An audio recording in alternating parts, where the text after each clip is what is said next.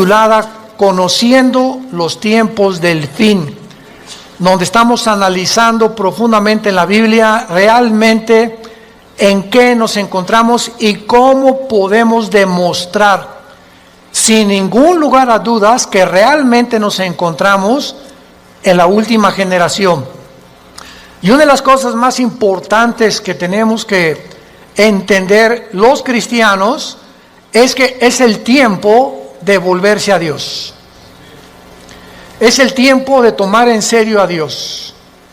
La Biblia está llena de advertencias, como Mateo 7, en aquel día me dirán, Señor, Señor, hablamos lenguas, hasta demonios echamos, hicimos milagros, a muchos les hacíamos y se caían, etcétera, etcétera. Y les diré, nunca los conocí, porque nunca hicieron mi voluntad.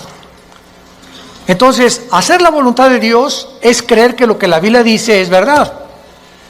Y si tú vienes a un estudio de francés, o a un estudio de hebreo, o de italiano, o vas a la escuela a estudiar geografía, imagínate que el maestro sepa que no llevaste tu libro de geografía, o tu libro de historia, o de civismo, o de todos los libros, ¿verdad? En mis tiempos que teníamos la mochila cargada como con 10 libros. Entonces no podía, nos sacaba de la clase el maestro en aquel tiempo. Entonces venía la Biblia, venía el domingo a la iglesia y no traer el libro. Pues ¿a qué vienes, no?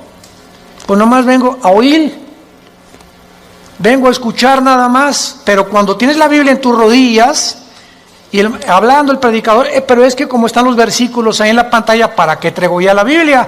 Porque si no la aprendes a manejar, a ver el libro de Amós, me voy al índice, Amós página 1195, la busco rápidamente y me doy cuenta que comienzo a manejar mi Biblia y comienzo a descubrir dónde se encuentran en el Antiguo los Salmos, que está a la mitad de la Biblia, los Proverbios, el Apocalipsis, y no andas buscando Génesis en los Evangelios.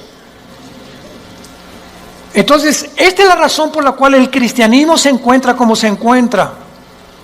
Ahora, fíjense ustedes, la segunda prueba, si mañana yo le pregunto a cualquiera de ustedes que no trajo la Biblia hoy, ¿me puedes hacer llenar una hoja tamaño carta en un resumen de lo que oíste ayer en la conferencia? No llenan ni la mitad de la hoja. Porque es más difícil recordar que estar escribiendo o tomando notas o estar en contacto con la Biblia o con el libro de geografía o de historia o con la materia que tengas que escuchar. Cristianos, familia de Dios, pónganse las pilas. Ya estuvo suave solamente de venir a calentar una silla el domingo sin tener en cuenta las grandes responsabilidades que tenemos como hijos e hijas de Dios. En la Biblia encontramos dos patrones que nos muestran claramente que Dios tiene en su plan cósmico de los tiempos cronología, porque dice yo soy el primero, yo soy el postrero, desde el principio hasta el fin. Entonces, el Dios de los cielos, creador del universo, el maestro de maestros, el sabio de los sabios, cuyos pensamientos no son otros pensamientos, tiene un plan. Y tiene un plan secreto. Por ejemplo, para darles rápidamente esto como un ejemplo, para no ser redundante, Satanás no sabía el plan de Jesucristo. Dice en 1 Corintios capítulo 2, si los príncipes de este mundo, o sea, está hablando de los principados satánicos, hubieran sabido que Judas no iba realmente a funcionar y que matando a Cristo se les iba a devolver el tiro por la culata, nunca Satanás se hubiera metido a Judas, ni hubieran crucificado a Cristo, ni el diablo hubiera asusado a los líderes religiosos para que lo crucificaran. ¿Por qué? Porque aunque sabían que venía el hijo de David y que algún día vendría un Mesías, no se mencionaba que era el Hijo de Dios. No se mencionaba que era Dios en la carne, aunque de alguna forma Isaías capítulo 7, capítulo 9, nacerá de una virgen, etcétera, etcétera, pero todo estaba muy velado. Entonces, el diablo y los demonios, lo único que sabían era realmente que él era un enviado de Dios, claro, Jesucristo, pero no entendían claramente que en su muerte se encontraba el secreto de su derrota y menos en su resurrección. Y cuando Cristo resucita a los 3 días, qué susto se llevó Lucifer al darse cuenta que ahí fue exhibido, dice Colosenses 2, 14 en adelante, públicamente, como que Cristo venía a vencer y a decirnos que mayor es el que está entre nosotros que el que está en el mundo. Entonces, así la Biblia está llena de secretos y de piedras preciosas escondidas que Dios le quiere revelar a los cristianos, pero no a todos los cristianos. Oiga, ¿de qué está usted hablando? Que no todos somos iguales en cuanto a que somos hijos de Dios. Pero así como en los apóstoles encontramos en el cuadro de la última cena a uno nada más de los 12 apóstoles recargado en el pecho de Jesús, ¿quién era? El apóstol Juan. ¿Por qué solo a Juan se le retrata en el pecho de Jesús? Porque era el apóstol del amor, el apóstol que él escogió en lugar de los otros 11 estar más cerca de Jesús. Y ese lugar en el pecho de Jesús está vacante. Entonces hay cristianos que están más cerca de Jesús que otros, son cristianos, pero como Pedro algún tiempo de su vida lo siguen de lejos. Nunca traen la Biblia, llegan a un hospital a hablarle a una persona, a tu mamá, a tu madrina que se está muriendo, que tiene cáncer, y llega el doctor, ¿alguien puede leer un salmo en un velorio, en un entierro? Y los cristianos, piu, piu, piu. No abren ni el pico, nada absolutamente, porque no saben ni dónde se encuentran los salmos, ni qué pasaje leerle de la Biblia a un enfermo, o cómo guiarlos y decirles que necesitan el plan de salvación, recibir a Cristo. Entonces tú tienes que tener una Biblia en tu coche, otra en el baño, otra en tu oficina, en tu cuarto, en tu taller. Hay otras chiquitas que traen para cuando viajas en el avión, en el autobús, etcétera, etcétera. Tenemos que ser hombres y mujeres de la palabra de Dios. Y hasta que tú tomes esa decisión en tu vida, las cosas van a cambiar como no te imaginas. Porque serás fortalecido como un árbol plantado junto a corrientes de agua, que da su fruto a su tiempo, su hoja no cae, y todo lo que hagas, escúchame bien, todo lo que emprendas, prosperará. Porque el fruto de nuestra prosperidad y nuestras bendiciones vienen de nuestro contacto con este libro. Muy bien, dentro de la cronología del plan de Dios, Dios le dio a Israel la semana de 7 días, 6 días de trabajo por uno de descanso, y al mismo tiempo que Dios creó en 6 días el universo, el 7º de descanso, Dios dice en el Salmo 90, en primera de Pedro, que para Dios un día de 24 horas es como 1000 años. Con mucho cuidado, síganme. Entonces, estos 6 días de 24 horas, Dios le da a Israel semanas de años también. En otras palabras, bíblicamente, la historia del ser humano, desde Adán hasta que venga Jesucristo en su segunda venida, tienen que pasar 6000 años. Por ahí ya vamos bien. No puede pasar más tiempo porque es el tiempo exacto de Dios. 6000 años. Ahora, ¿cómo estamos contando nosotros los años a través de la historia?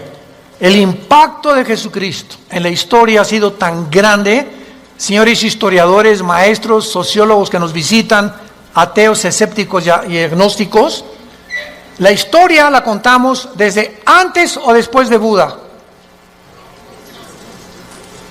Antes o después de Mahoma, ¿Antes o después de Zoroastro? ¿Antes o después de Mahatma Gandhi? Antes y después de Cristo y después de Cristo. Es tan grande el impacto de Cristo que divide la historia. Es tan grande que se celebra su nacimiento en Navidad y en Semana Santa su muerte. No hay otro personaje en la historia que haya impactado tanto al mundo como la vida de Jesús de Nazaret. Ahora, este impacto de Jesucristo en la historia nos muestra que no sabemos cuándo nació. Muchos dicen que nació entre el año 6 o 7 de nuestra era cristiana, no en el año 1. Porque de Cristo a nuestros días tienen que pasar, ¿cuántos años? 2000 años. A ver, vamos por orden. De Adán a Abraham pasaron 2000 años. De Abraham a la cruz, 2000 años. ¿Cuántos van? 4000. Y de Cristo a nuestros días, 2000 años más, para que se cumplan los 6000 años de historia y entramos al milenio, que es el 7º día de descanso o las vacaciones del cristiano. Por eso son 1000 años el milenio. Entonces, si han pasado estos 2000 años de Cristo a nuestros días, ¿por qué no ha venido? Lógico, ¿verdad? Bueno, vamos a ver algunas razones, y es maravilloso esto. Los judíos, en la Biblia, el año es de 360 días. ¿Lo sabías, verdad? El año de los judíos, o el año bíblico, es lunar, no solar. Los judíos contaban a través de la aparición y la desaparición de la luna como los días, no como nosotros. Y cuando un papa llamado Gregorio, en el siglo II, siglo III después de Cristo, el Papa Gregorio cambió el calendario lunar por el calendario solar que nosotros tenemos, de 365 minutos y segundos. O sea, se le agregaron al calendario 5 días por año, más los años bisiestos. Entonces, aquí hubo un desajuste, porque cuando llegaron los romanos en el año 70 después de Cristo, de que él murió, y finalmente en el año 135 después de Cristo, cuando ya arrasaron con Jerusalén, todos los libros de la Torá y los libros del judaísmo, donde tenían ellos la cronología y la contabilidad de los años desde Adán a nuestros días, de acuerdo a las genealogías de la Torá, desaparecieron. Y después los judíos volvieron otra vez a sacar 2 libros más, aparte de la Torá, que se llama el Talmud y el Mishnah. Estos 2 libros no son inspirados por Dios. Inspirado por Dios es la Torá, que involucra los 5 libros de la Biblia. Por eso es Torá. Los primeros 5 libros de la Biblia son el Pentateuco, como se llama, o la Torá, porque son los libros que Dios le dio a los judíos con las leyes de Israel. Pero el Mishnah y el Talmud son interpretaciones de la Torá. Entonces no fueron inspirados por Dios. Y en el Talmud y el Mishnah hay 600 más mandamientos que los judíos tienen que cumplir. Como por ejemplo en el Shabbat. La última vez que mi esposa y yo estuvimos en Jerusalén, ahora los invitamos, vamos a regresar en junio de este año a Jerusalén. Ya van más de 150 inscritos, increíble. Y a ver si nos alcanzan los cohetes de Irán. No. Los correos que más hemos recibido, ahora que comenzó el conflicto entre Irán y Estados Unidos, que es un conflicto que se inició en 1979, cuando el Ayatollah Khomeini convierte Irán en la República Islámica de Irán. Antes de 1979, Reza, el Shah de Irán, era amigo de Estados Unidos y no había los problemas que hay ahorita. Pero entra el Ayatollah Khomeini en el 79, se convierte en la República Islámica de Irán y comienza a prevalecer la religión sobre el Estado. Ahora sí que ya no hay ni siquiera separación de iglesia y Estado, ahora es la religión la número uno y los líderes religiosos mandan y gobiernan Irán, no el Estado, el presidente de Irán. Entonces todo comenzó ahí, pero no voy a estar buscando más información acerca al respecto, pero con esto les quiero decir lo siguiente. Desde ese tiempo Irán se convierte en una nación que ha financiado el terrorismo, es declarada la número uno del terrorismo por financiar a un grupo que se llama Hezbollah. Hezbollah significa el partido de Dios, que está financiado por Irán y tiene sus bases en el Líbano. Después Irán comienza a financiar a Al-Qaeda, después comienza a financiar a Hamas de la Franja de Gaza y comienza a tratar de levantar grupos para tratar de destruir la nación de Israel. Sin embargo, en las últimas semanas o meses, esta nación ha cobrado o está resurgiendo en los encabezados públicos precisamente por el conflicto de que ahora la guerra ya no es con miras telescópicas para querer matar a un líder, ahora los matan desde el aire. Impresionante la tecnología a la que hemos llegado, ¿verdad? Ahora puede volar un dron sobre una nación. Escuchen esto, ese dron puede ver una caravana de 10 carros y ese dron sabe y tiene la foto, síganme con cuidado, de la persona a la que están buscando asesinar o eliminar, y el dron pasa y monitorea las 10 carros y sabe en qué carro va esa persona por la foto que trae la computadora. Y en ese momento el dron sabe y ¡rum!, en segundos cae y eliminan ese vehículo, el tren o donde vaya esa persona. Así fue como ha eliminado Rusia, Estados Unidos, Israel a muchos jefes militares o terroristas sin que tengan ya que estarlos esperando con una mira telescópica. Ese es el avance impresionante en que los militares están tomando el mundo y ahora toda la guerra es desde el aire y desde el aire. Por eso dice la Biblia, y vi caer meteoros del cielo, decía Juan, que tal vez, ¿verdad?, son los drones que van a caer y que van a terminar con casi 2/3 partes de la humanidad antes de que Cristo regrese para establecer con nosotros el milenio. Pero el punto es el siguiente: cuando nosotros nos concentramos en la Biblia, nos damos cuenta que estos 6,000 años están a punto de cumplirse y que si hacemos la contabilidad, estamos en el 2020, ¿verdad? Muy bien. Si Cristo nació en el año 33, que es desde que se cuenta su muerte, y no en el año 1, entonces nos encontramos en el 2033. Síganme con cuidado. Suponiendo que nació en ese día, ok, estamos en el 2020. Si los 6,000 años se cumplen dentro de 13 años, quítale 7 años de la tribulación. ¿Cuántos son? Sí estudiaste aritmética, ¿verdad? 33 menos 7, 2006. Y 2006, estamos en 2020. ¿Por qué le quitamos 7 años? Porque estos 7 años de la tribulación nosotros no vamos a estar. Esto está haciendo un cálculo somero sin llegar a un dogmatismo. El hermano se dijo que venía el 2026. Por el amor de Dios, han sacado tantas tonterías como no se imaginan. No estamos dando fechas ni mucho menos, porque el día y la hora nadie la sabe. Pero Jesús dijo que los tiempos los deberíamos de conocer, como lo vamos a ver.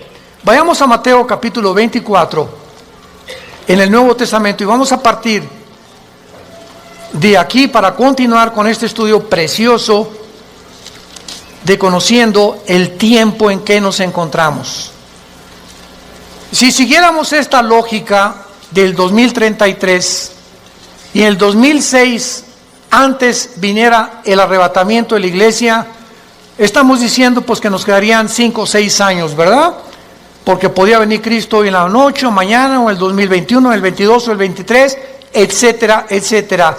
Pero esto desde la perspectiva somera de un análisis especulativo, lo aclaro, para que nos encontremos y podamos deducir que aunque no falten 5 o 6 años o 13 años, solo Dios lo sabe, repito, porque el calendario judío, ¿saben qué atraso tiene?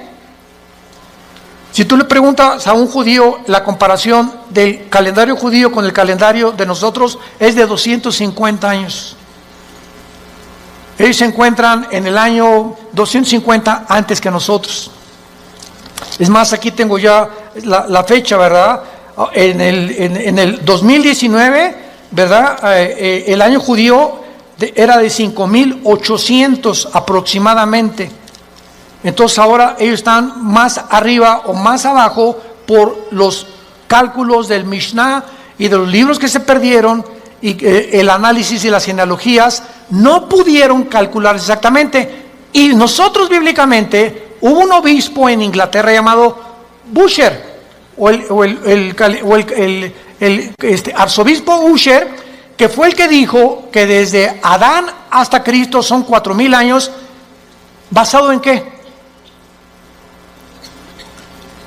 Basado en las genealogías que se encuentran en el capítulo 10 del Génesis. Ahí está la genealogía de las genes. Adán tuvo esto y esto y esto, y Isaac tuvo esto y esto y esto, y etcétera, etcétera. Y ven en todas las genealogías de donde descendemos todos. Y basado en esas genealogías, que hay un margen de error de algunos años, se calculó que de Adán a Cristo hay 4.000 años, y de Cristo a nuestros días llevamos 2.000 años. Pero no puede haber más de 25 o 30 años de margen de error. Entonces nos encontramos demasiado cerca, más cerca de lo que nos imaginamos. Ahora bien, otra cosa importante, antes de leer Mateo 24. El rapto de la iglesia, es increíble que haya personas que ya ni en el rapto crean. Yo he escuchado conferencias de personas que no creen ya ni en el rapto. Estamos en la apostasía. Están negando cosas superbíblicas. Si el rapto de la iglesia comienza con la firma del anticristo, autorizando la reconstrucción del templo judío, en el momento que el anticristo confirme Daniel 9, 24 al 27, especialmente el 27, y firme, los judíos tienen derecho a habitar en paz sin que nadie los moleste por 7 años y pueden reconstruir su templo, ahí, ese día, ese minuto, esa hora, comienza los últimos 7 años que se conocen como el tiempo de angustia de Jacob, el día de la ira de Dios o de Jehová, y el Nuevo Testamento, segunda de Tesalonicenses capítulo 2, 3 y 4, el día del Señor. El día del Señor no es el día del rapto, el día de Cristo es el día del rapto, el día del Señor es el tiempo de la tribulación, para que sepamos distinguirlo proféticamente a ustedes que les interesa el estudio de las profecías.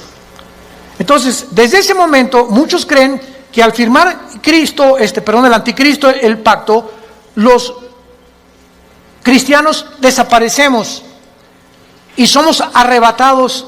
No es así. El rapto puede ser 1 año antes de que el anticristo confirme el pacto.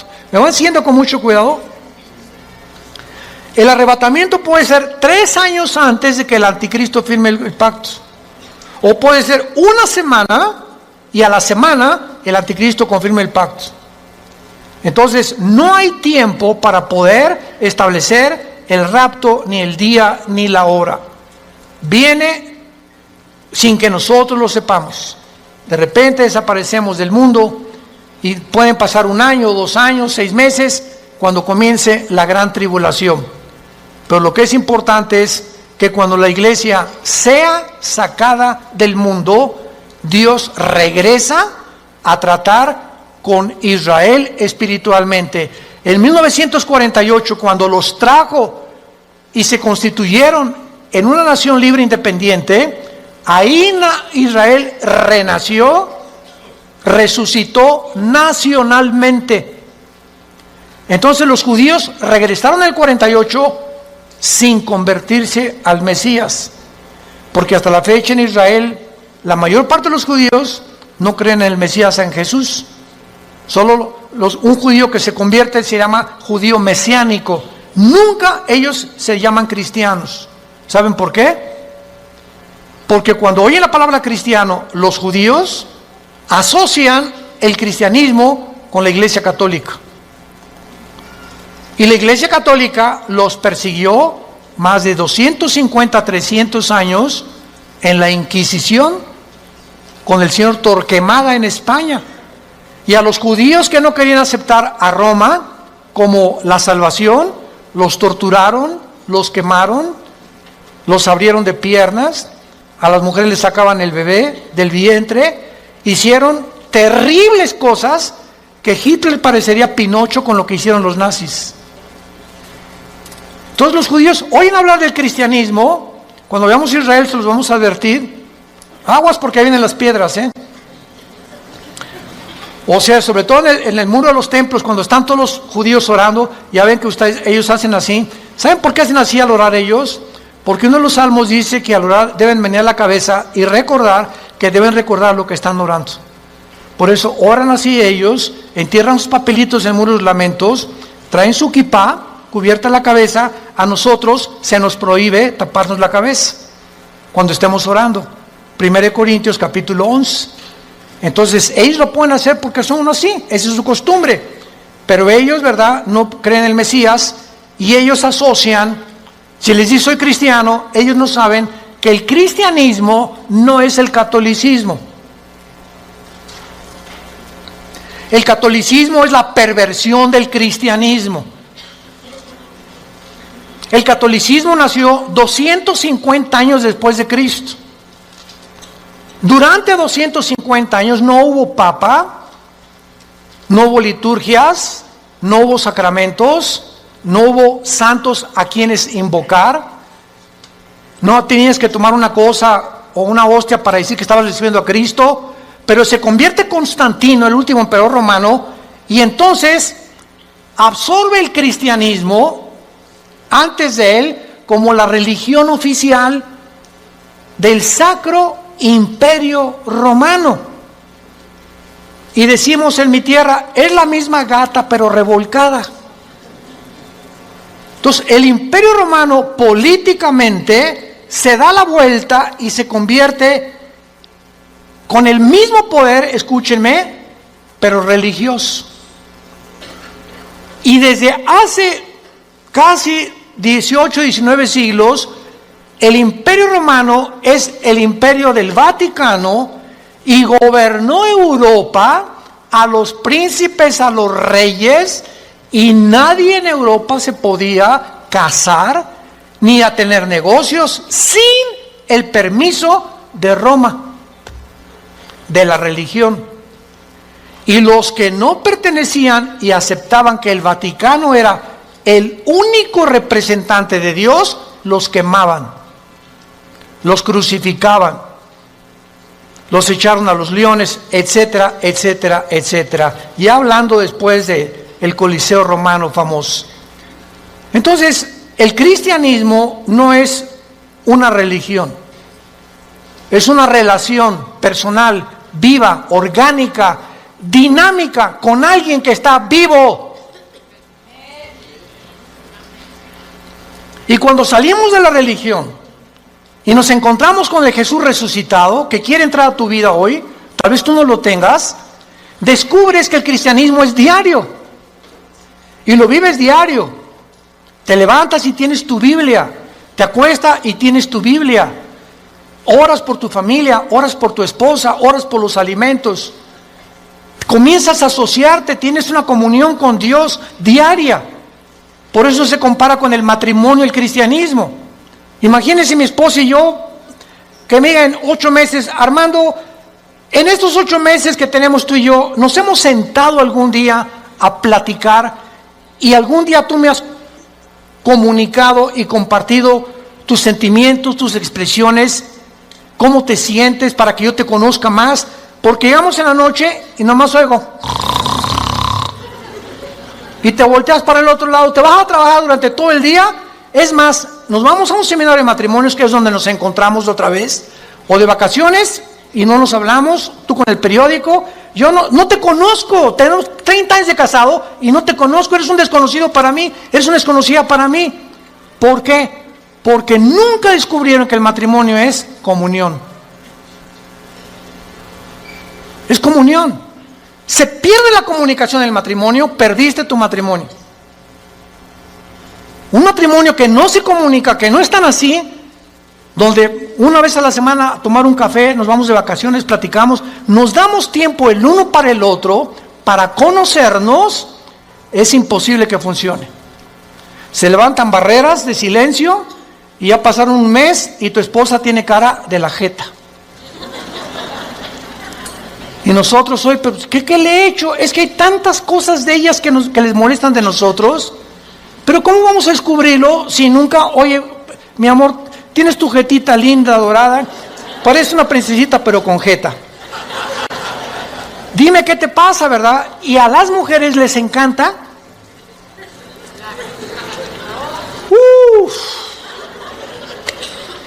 Porque no son como nosotros. Pueden hablar 5 horas, 6 horas con sus amigas, con lo que sea, y se despiden y en el teléfono siguen hablando y desde el carro siguen platicando, etcétera, etcétera. Y cuando llegamos nosotros que no nos gusta eso, y tenemos que entender que a ellos les gusta eso, perdón, ya parece que estamos en un seminario de matrimonios. Ya me estoy saliendo del tema, les pido perdón. Bueno, se van a enojar y así es el cristianismo. Ok, entonces el cristianismo no es una religión, es una relación con Cristo diaria. No es el domingo, imagínate, cada domingo a tu esposa de 5 a 6 te comunicas con ella, así es la religión. El domingo voy a misa, a la iglesia, y lunes, martes, miércoles, jueves, viernes ni me acuerdo, ni abro la Biblia, ni oro, ni nada. A lo mucho me echo una persinada de vez en cuando va a meter el gol de la América. O cuando salgo a jugar al campo, ¿verdad? O meto un gol, me echo la persinada también. Es la forma en la que el ser humano vive con la religión.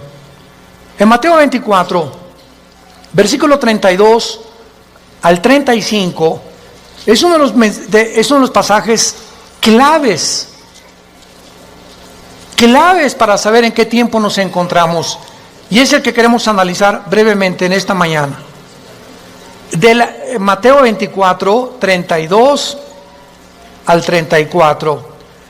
Jesús dice, de la higuera aprendan la parábola.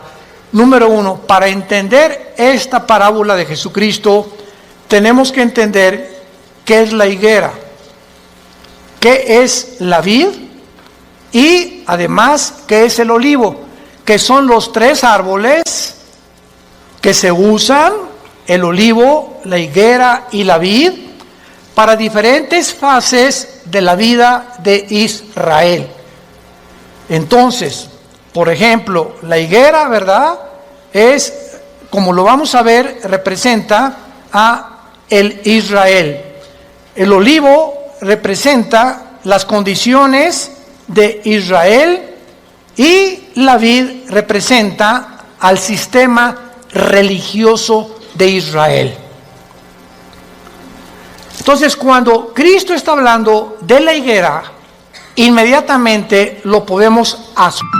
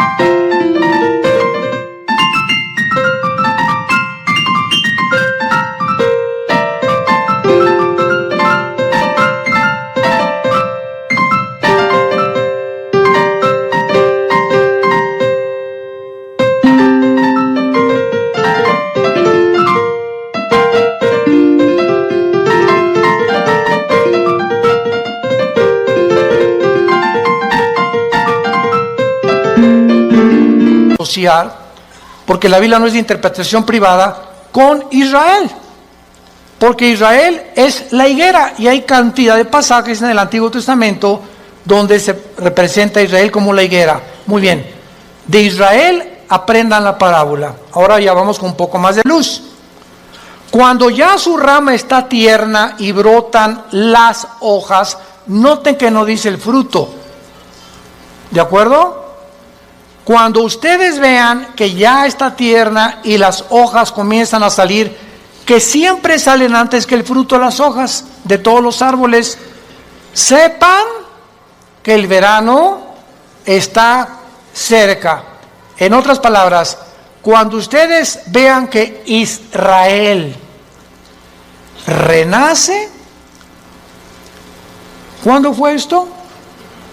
El 14 de mayo de 1948, después de casi 2000 años que Israel fue dispersado, exiliado por todas las naciones del mundo.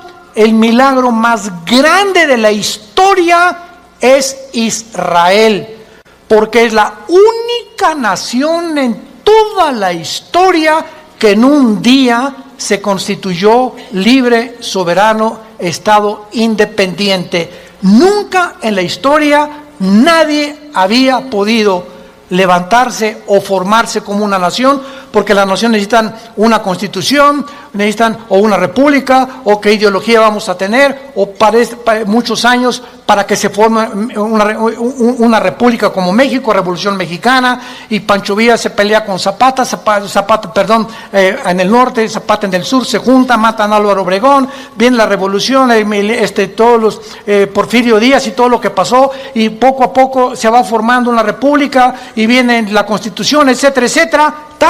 Tarda años muchas veces en tener una constitución y formarse una nación. Israel en un día se forma toda la constitución de Israel.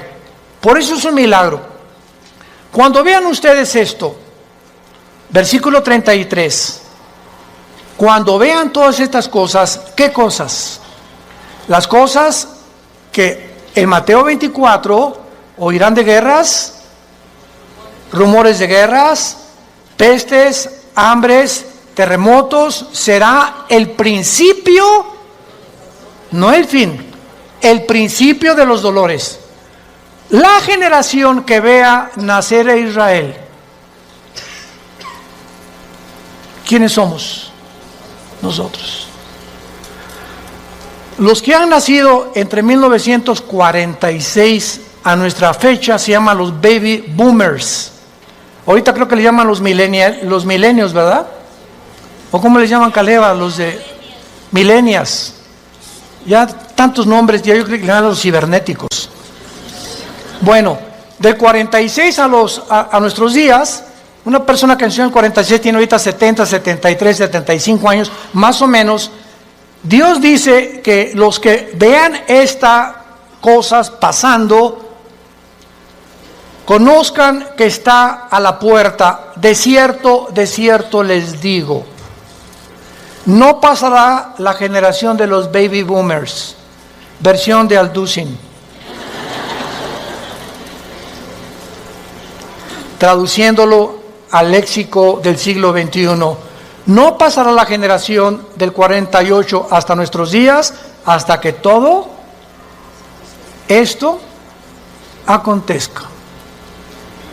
Más claro Jesús no podía ser. Ahora muy bien, ¿cuánto es una generación? El Salmo 90 y 1 de Pedro capítulo 3 dicen que una generación es aproximadamente entre 80 y 90 años de edad. Dice los más fuertes 85, 90. Porque sabemos que antes del diluvio pasaban hasta los 500. Noé a los 500 años fue papá. ¿Se imaginan? Matusalem a los 969 años es el personaje más grande que ha vivido, más que tu abuelito y el mío. Matusalem, 969 años. Viene el diluvio, cambió todo. ¿Y saben por qué se redujo la edad? Porque si Dios nos hubiera dejado vivir más tiempo, ya nos hubiéramos matado como las ratas. ¿De qué estoy hablando? Agarra un cuarto de 5 metros por 5 metros y mete 50 ratas. Van a vivir un mes. Redúcelo a la mitad. Van a vivir 15 días porque se matan más rápidamente. Y mientras más lo reduzcas, más rápido se muerden unas a otras. Mientras más grande el espacio, más tiempo viven. Entonces, así nosotros, Dios tiene que reducir más y más nuestra vida, porque mientras más querramos vivir, si así con 80 años...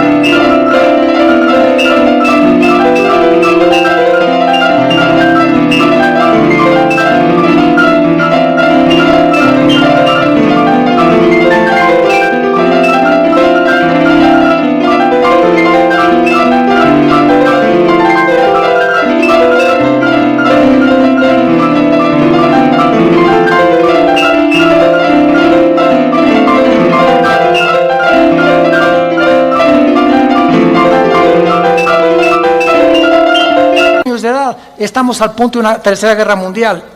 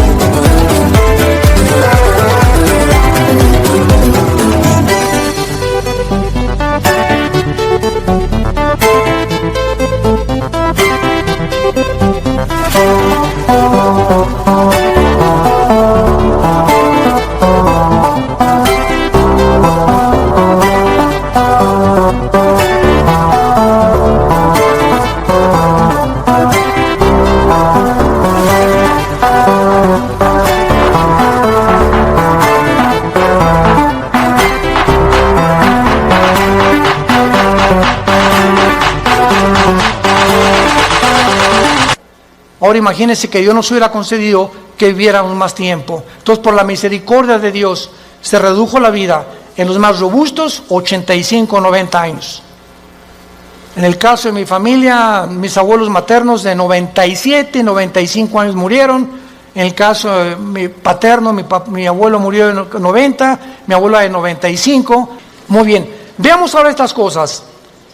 Las hojas representan el nacimiento o el renacimiento nacional de Israel, porque regresaron en el 48 sin convertirse. ¿Cuándo Israel se va a convertir al Mesías? Romanos 11, 25 y 26, Apocalipsis capítulo 7, cuando Él selle a 144,000 judíos, y ellos en el tiempo de la tribulación, nosotros ya no estamos aquí. El más grande avivamiento de Israel se convertirá cuando Jesucristo venga al final. Y cuando Él venga al final, todo Israel será salvado. Desde luego los que creyeron en Jesús como el Mesías. Entonces, es importante esto, ¿verdad? Porque las hojas representan el renacimiento de Israel de 2000 años y el nacimiento de la generación de la higuera. Cuando Israel se convierta, entonces el Israel será el fruto de la conversión, porque por el fruto lo conoceremos a un árbol. Si es un árbol de naranjas, da naranjas; si es un árbol de manzana, da manzanas. Ahorita Israel no ha dado fruto. ¿Cuál es el fruto? Amor, gozo, paz, benevolencia, que produce ¿quién? El Espíritu Santo. Y ellos no tienen a Ruach el Kadosh, al Espíritu de Dios que tiene la iglesia que Dios nos ha dado.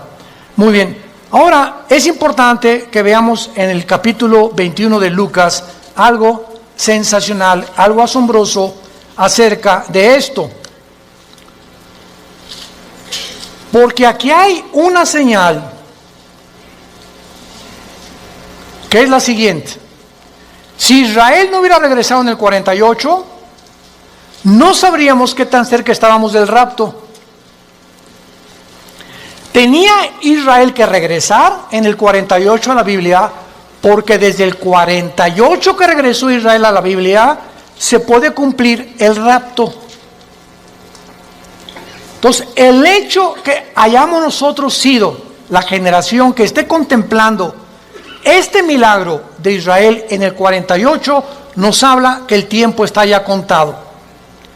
Si Israel no hubiera regresado, el anticristo que iba a perseguir. ¿Me están siguiendo?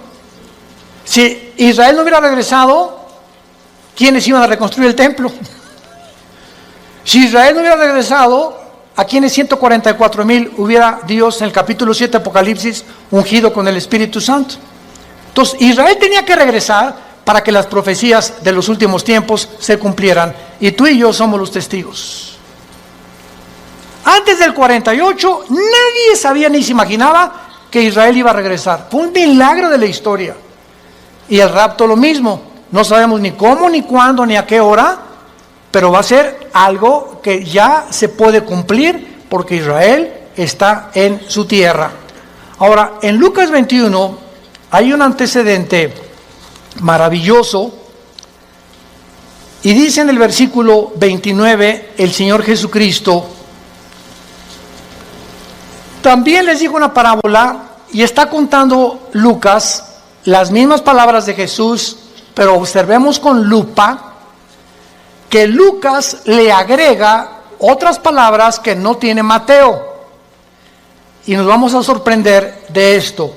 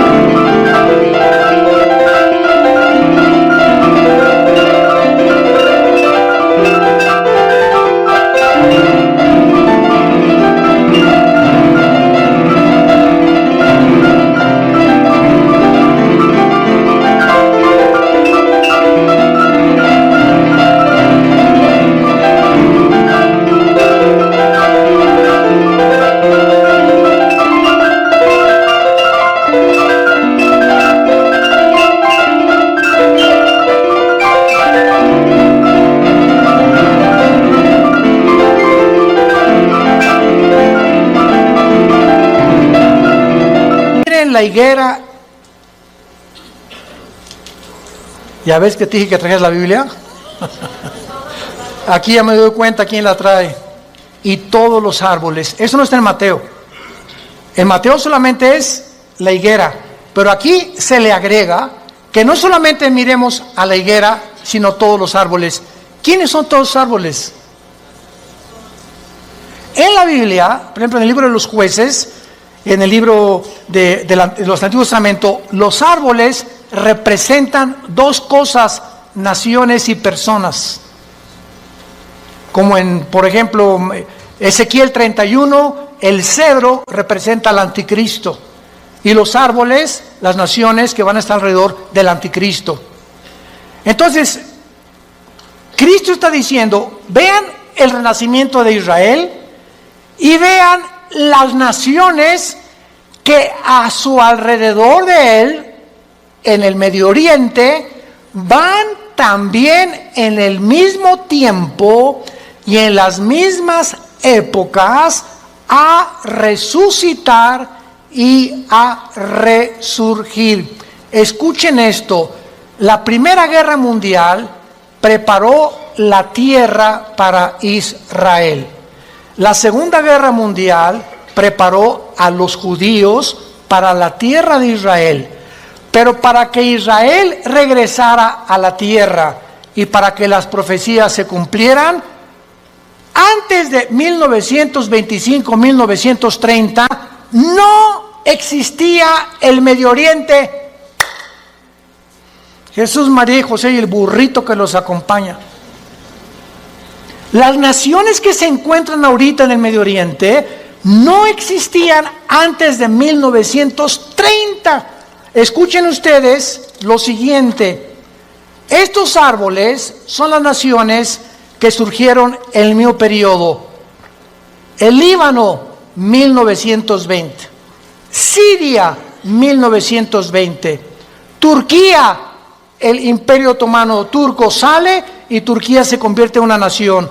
Arabia Saudita, 1932. Irak, 1932. Jordania, 1946. Israel, 1948. Egipto, 1952. Todas estas naciones necesitaban primero que Israel surgiera, porque Israel iba a ser el centro de las profecías para que se cumpliera la venida de Jesús. Mire la higuera y todos los árboles. No pasará esta generación hasta que todo esto suceda.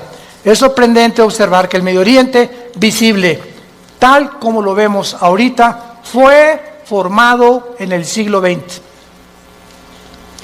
Existía la Mesopotamia, o sea, Siria y Irak, era lo mismo, era el Medio Oriente, pero no estaba la división entre Siria y entre Irak, Transjordania, Jordania, el Líbano, Egipto. Egipto existe desde hace cientos de siglos, pero no estaba formado exactamente con las divisiones geográficas que los ingleses y los franceses, que fueron los que colonizaron con Portugal y España el Medio Oriente, determinaron, y ellos fueron los ingleses y los franceses los que dividieron el Medio Oriente tal como nosotros lo conocemos actualmente. A Israel le asignaron ese pedacito de tierra, a Jordania eso, a Arabia Saudita eso, a Líbano eso, a Siria eso, y fue después de la Primera Guerra Mundial.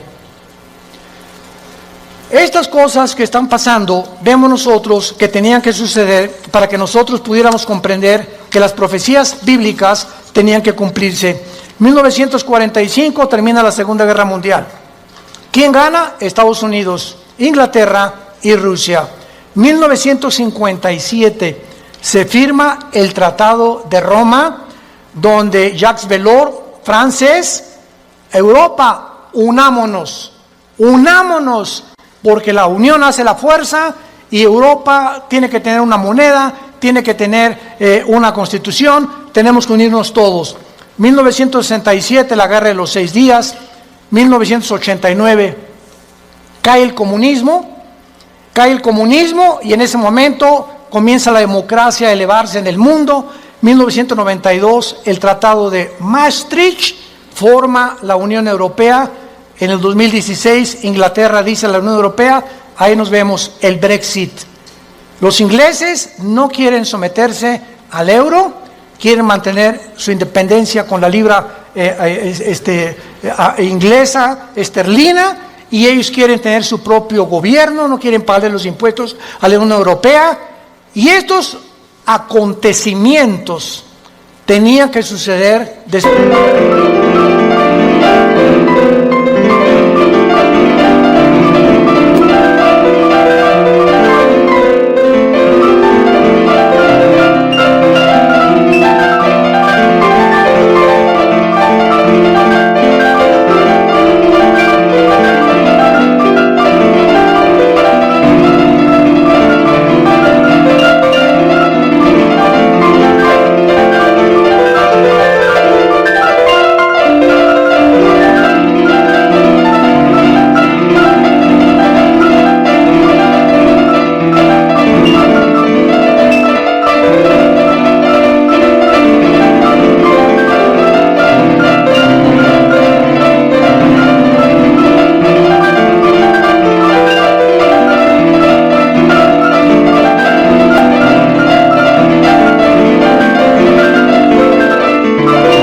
De Israel, del 48, las Naciones Unidas, la Unión Europea, el Mercado Común Europeo, el Fondo Monetario Internacional, la OTAN, la OPEP, todo tenía que formarse después de Israel. ¿Para qué?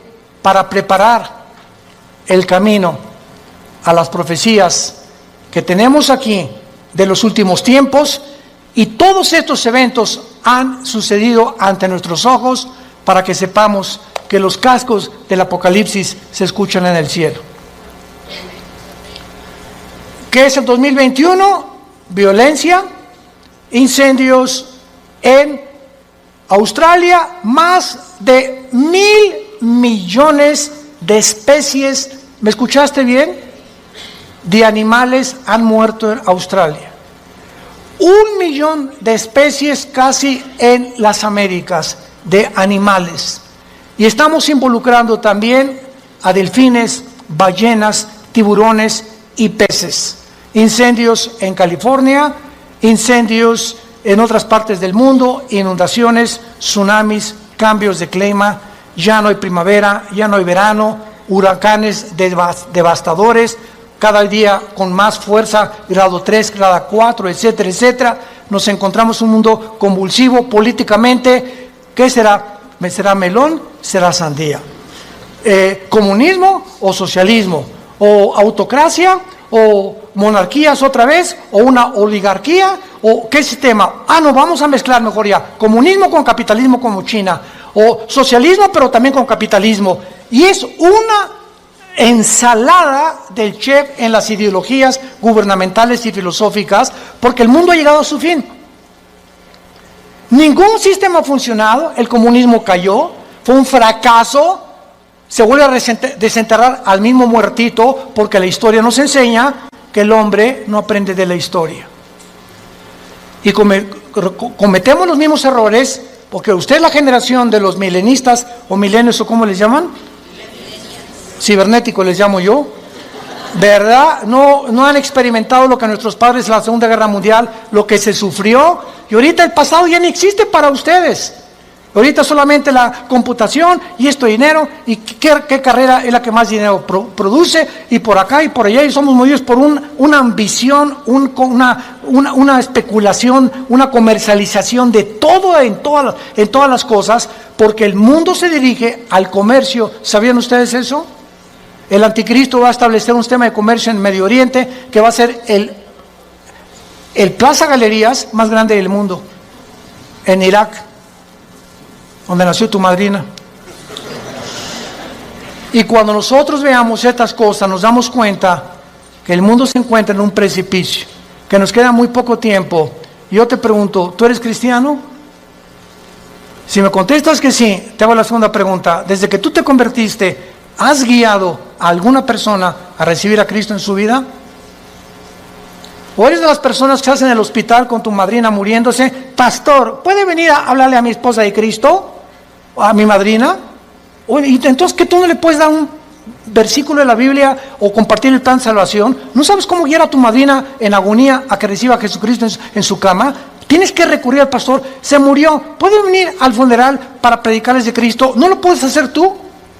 Claro que vamos, porque es nuestra responsabilidad de los pastores.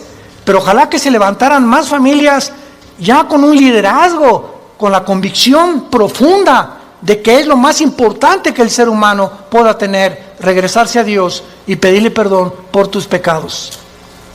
¿No lo quisieras hacer tú en esta mañana? ¿No quisieras tú considerar ante los acontecimientos que nos rodean que verdaderamente necesitas a Dios? Que tú no puedes ya seguir jugando a la matatena con el cristianismo, ni creyendo o engañándote, que es peor. Porque una persona engañada no sabe que está engañada porque está engañada. Entonces, para que alguien sepa que está engañado, tiene Dios con la Biblia que decirle: estás mal. Tú crees que eres, pero no eres más que un pobre, desventurado, miserable y desnudo pecador que tiene necesidad. Que unja tus ojos con colirio, como la iglesia la Odisea en Apocalipsis capítulo 3, y que tengas una relación conmigo todos los días. Que te levantes en la mañana y lo primero que hagas: mi alma tiene sed de Dios. Como el siervo clama por las aguas, mi alma tiene sed de Dios. ¿Hay esa pasión por Dios en tu vida? ¿Buscas a Dios con todo tu corazón? ¿Vienes al domingo y ya traes tu Biblia? ¿Ya te cayó el 20? ¿Realmente estás convencido que esto es lo que realmente Dios quiere para tu vida? Despiértense, porque el día está amaneciendo y tenemos que recurrir a las promesas de Dios para saber que no todo el que me dice Señor, Señor, sino el que hizo